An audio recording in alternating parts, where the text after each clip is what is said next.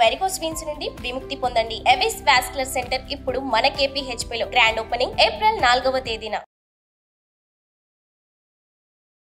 Welcome to our channel. ఈ రోజు మనతో పాటు రమగారు ఉన్నారు.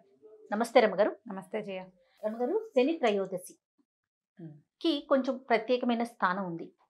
అసలు మిగతా దేవుళ్ళకి, సాయిబాబాకి కొంతమంది భక్తులు, వెంకటేశ్వర స్వామికి కొంతమంది భక్తులు, అమ్మవారికి కొంతమంది భక్తులు మనకి కనిపిస్తారు.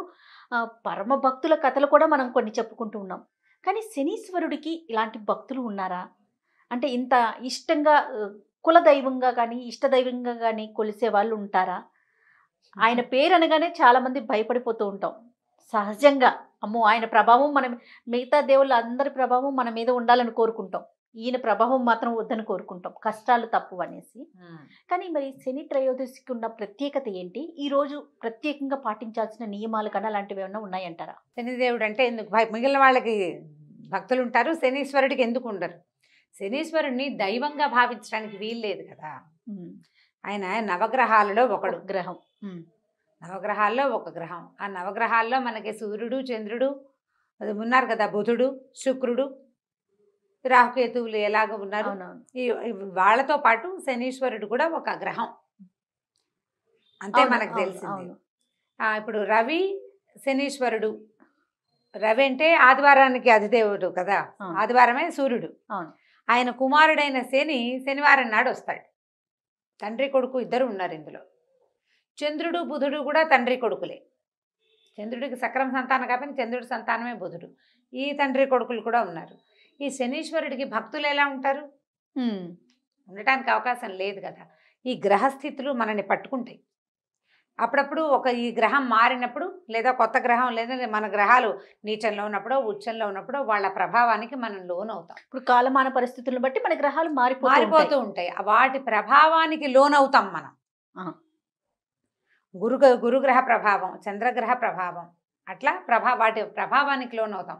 మనల్ని ప్రభావితం చేసే ఫ్యాక్టర్స్లో శనీశ్వరుడు కూడా ఒక ఆయన. దైవం అనడానికి వీలు లేదు. మనకి ఏ ఫ్యాక్టర్ వల్ల మనం ప్రభావితం అవుతామో దాన్ని గౌరవించాలి కదా మనం. అంతేగా. ఇప్పుడు దానివల్ల మనం ఇబ్బంది పడుతున్నాం అనుకో, దాన్ని రిపేర్ చేసుకోవాలి.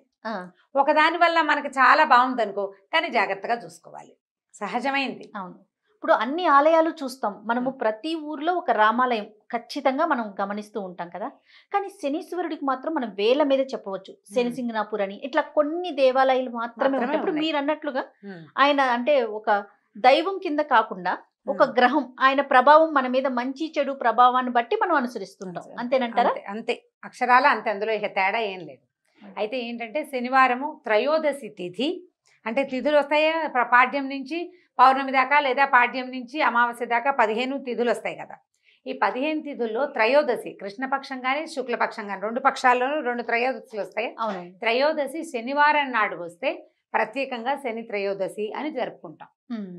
పర్వదినాల్లో ఇదొక ప్రత్యేక పర్వదినం. ఈ శని త్రయోదశి నాడు శివాభిషేకం చేసినా, రుద్రాభిషేకం, పరమశివుడికి అభిషేకం చేసినా, లేదా శనైశ్వరుడికే ఏదైనా అభిషేకం చేసుకుంటే శని వల్ల తమకు కలిగిన ఇబ్బందుల నుంచి కొంత బయటపడతామని, శని ప్రభావం మన మీద కొంచెం గబగబా వెళ్ళిపోతుంది అని. ఇప్పుడు శని అని చెప్తామా, ఈ శని అంటే అదేదో విచిత్ర పదార్థం కాదు. శనైహి చరతీతి శనైశ్చర అని చెప్తారు. మెల్లిగా నడుస్తాడు. శని దశ నిదానంగా వెళ్తుంది, మెత్తగా నడుస్తుంది. మందుడు అంటారు, మందేశ్వరుడు అంట. మందగా అంటే తాపీగా కదులుతానమాట. మిగిలిన కాలాల్లాగా చకచకలాడదు. శని పట్టిన రోజుల్లో మనకు శనిగ్రహంలోకి మనం వెళ్ళినప్పుడు, అంటే ఆయన తాలూకు ప్రభావానికి గురైనప్పుడు ఆ కాలం నిదానంగా గడుస్తుంది. కానీ మనం ప్రత్యేకంగా చెప్పుకోవాల్సింది ఏంటంటే, శనేశ్వరుడు ఈయన ఏంటంటే ఒక ప్రత్యేకమైన దేవుడు. కష్టపడ్డం నేర్పిస్తాడు మనకి. లోకంలో మనం చెప్పుకుంటాం చూడు, బాగా కష్టపడ్డం అలవాటు ఉన్నవాడు పెద్దయ్యాక సుఖపడతాడు, ఎక్కడైనా బతికేస్తాడు. సుఖపడ్డం సులువు. అదే ముందు నుంచి సుఖపడ్డవాడు కష్టపడాలంటే ఏడ్చిపోతారు. శని దశలోకి వెళ్ళి అంతర్దశల్లోనూ విదేశాలలోనూ శనికి ప్రభావానికి లోనైన వాళ్ళు తర్వాత రోజుల్లో బాగుంటారు.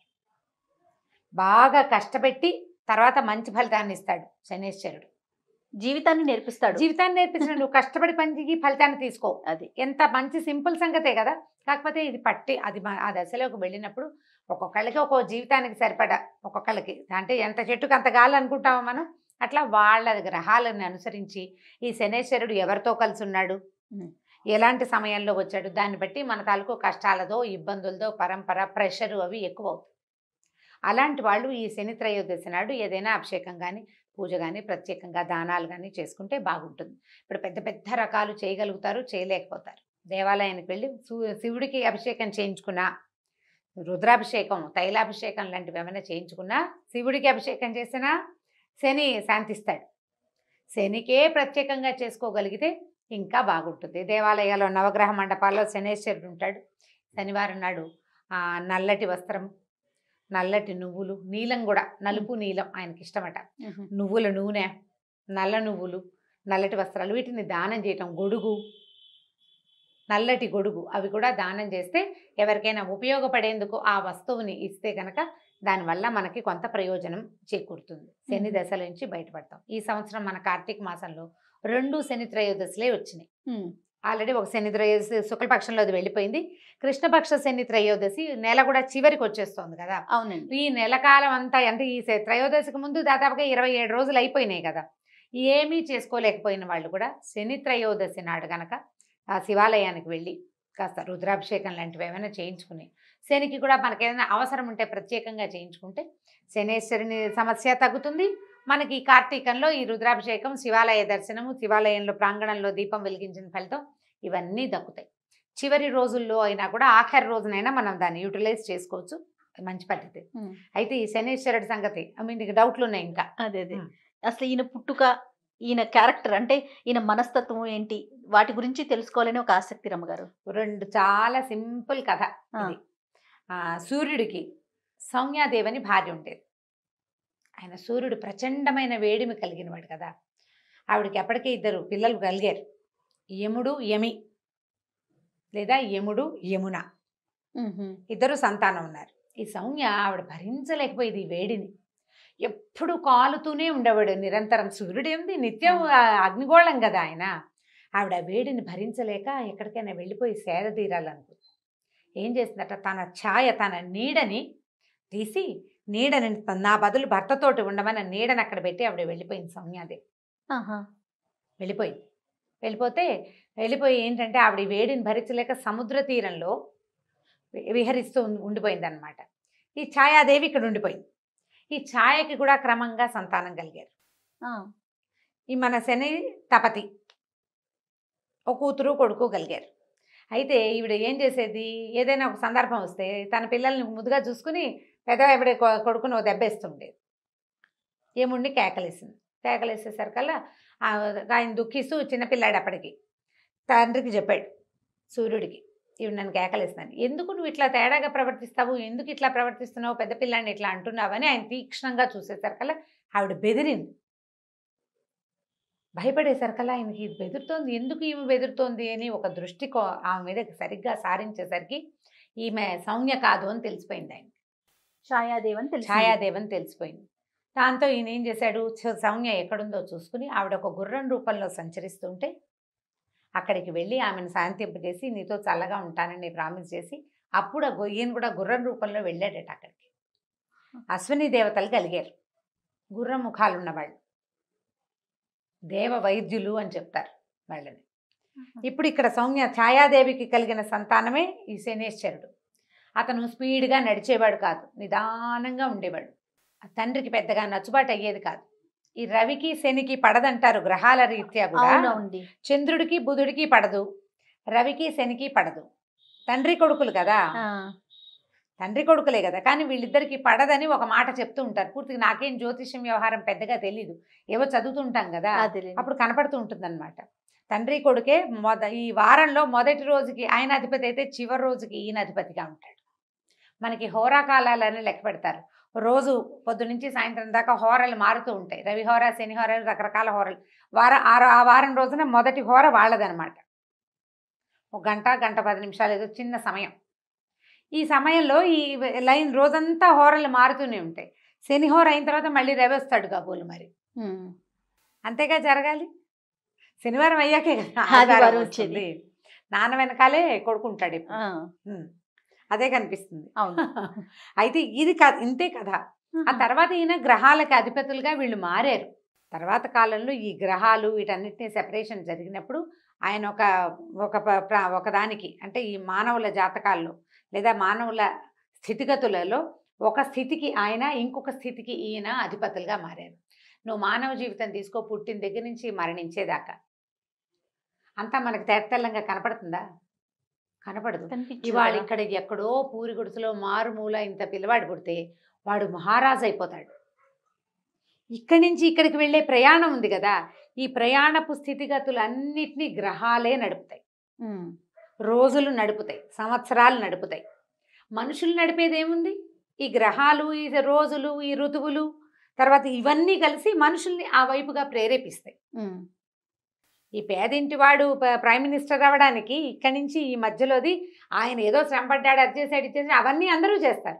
ఈ పర్టికులర్ వాడే ఇక్కడి నుంచి అక్కడికెట్టా వెళ్ళిపోయాడు? యోగం. ఆ యోగాన్ని పట్టించేవే ఈ గ్రహాలు, ఈ కాలం. ఇప్పుడు ఈ కాలం ఇవాళ నా పుట్టుక, నా మరణం దాకా ఉన్న కాలం, ఇంతకుముందు నేను పుట్టినప్పుడు ఉంది, అంతకుముందు పుట్టినప్పుడు ఉంది, రేపు పుట్టబోయేటప్పుడు ఉంటుంది. కాలమే మన మొదటి రోజు, మొదటి పుటక నుంచి మనం ఫస్ట్ ఒక చిన్న చుక్కగా భూమి మీద మొట్టమొదట భగవంతుడు మనని పుట్టించినప్పటి నుంచి తర్వాత మన సంవత్సరాలు మారుతున్న కొద్దికి, మన జన్మలు మారుతున్న కొద్దికి మనతోటే ఉంటుంది.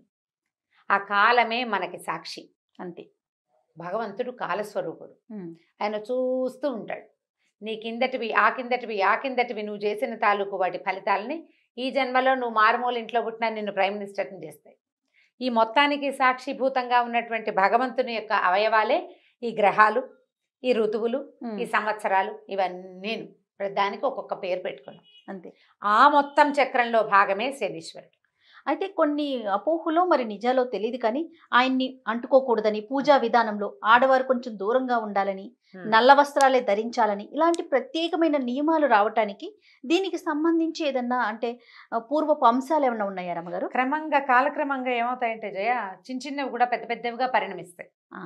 ఇప్పుడు స్త్రీలు దూరంగా ఉండాలని చెప్పేది ఏమో మన శని సింగనాపూర్లో ఆడవాళ్ళు రాకూడదని, మేమెందుకు రాకూడదని మన వాళ్ళు ఫైట్ చేసి దాన్ని సాధించినట్టున్నారు. ఇవాళ రేపు స్త్రీలు కూడా వెళ్ళొచ్చని మొదట్లో వెళ్ళి దగ్గరికి వెళ్ళి చేసేవాళ్ళు. ఈ మధ్య కాలంలో ఒక 4-5 ఏళ్ళ నాడు నేను వెళ్తే ఇక్కడెక్కడో నూనె పోస్తే చాలా గొట్టాల ద్వారా వెళ్ళి అక్కడ పడుతుంది ఆయన మీద.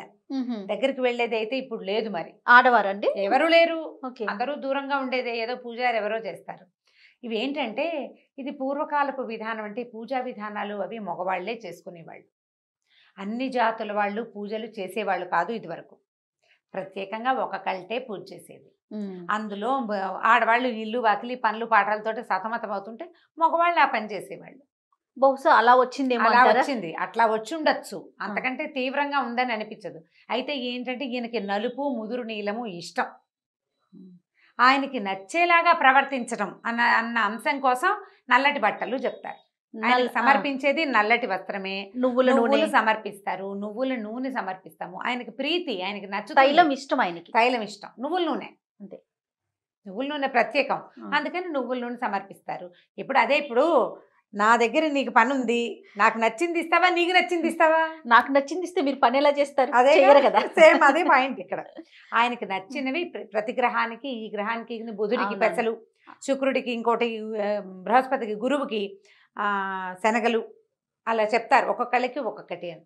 ఈయనకి నువ్వులు చెప్పారు. ఈయనకి నువ్వులు ఇష్టం. దీంట్లో ఇంకొక విధానం ఒకటి ఉంది. ఈ శనివారం నాడే ఒంటికి నూనె రాసుకొని తలంటి పోసుకోవాలని చెప్తారు. తైలాభ్యంగనం చేయటం, ఒంటికి నూనె రాసుకొని నూనెని వదిలించుకోవాలి. నూనెను వదిలించుకోవాలి. తైలాన్ని దానం చేయాలి. తర్వాత తిలలు దానం చేయాలి. నువ్వులు ఆ రోజున ఎవరి చేతిలో నుంచి తోటకూర అవి శని అంటారు. అవును. ఇనప వస్తువులు, నువ్వులు, నూనె ఇంకొకరి చేతిలో నుంచి తీసుకోకూడదు.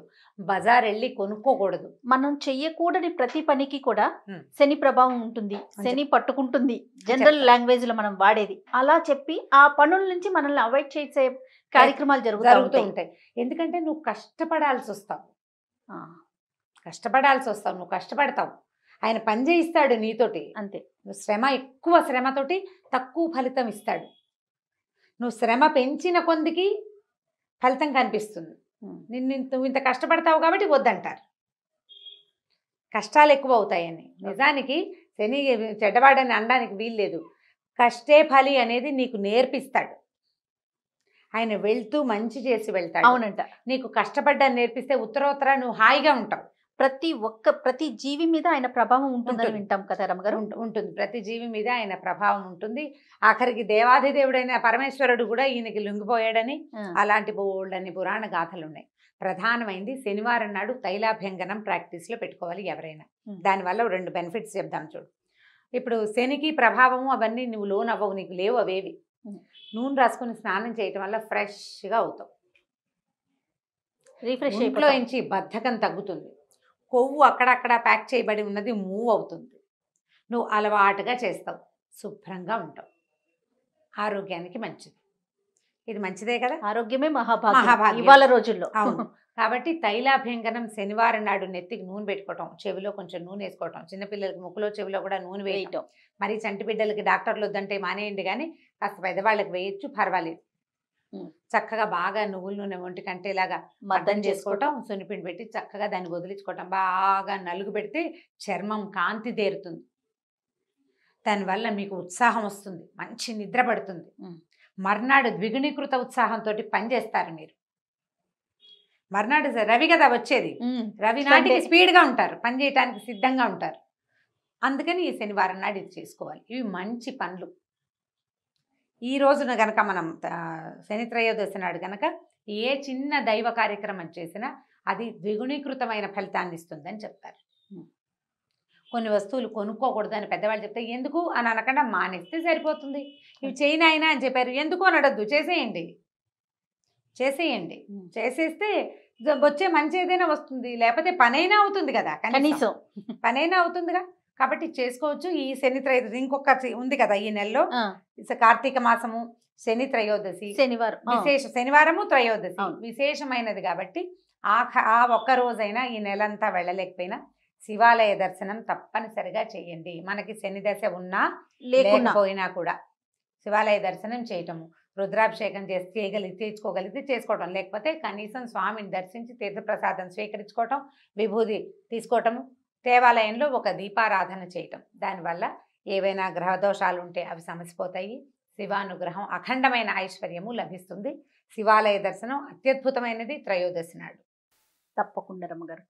అయితే ఈ శనీశ్వరుని గురించి మరిన్ని పురాణ కథలు ఉన్నాయని ఇప్పుడు ఇంతకు ముందే చెప్పారు మీరు. రాబోయే వీడియోస్లో 1-2 మనం ప్రెజెంట్ చేద్దామండి. నమస్తే రమ్మగారు. నమస్తే. ఇక ఈ వీడియో కనుక మీకు నచ్చినట్లయితే లైక్ చేయండి, షేర్ చేయండి. మరిన్ని వీడియోస్ కోసం మా ఛానల్ని సబ్స్క్రైబ్ చేసుకోండి.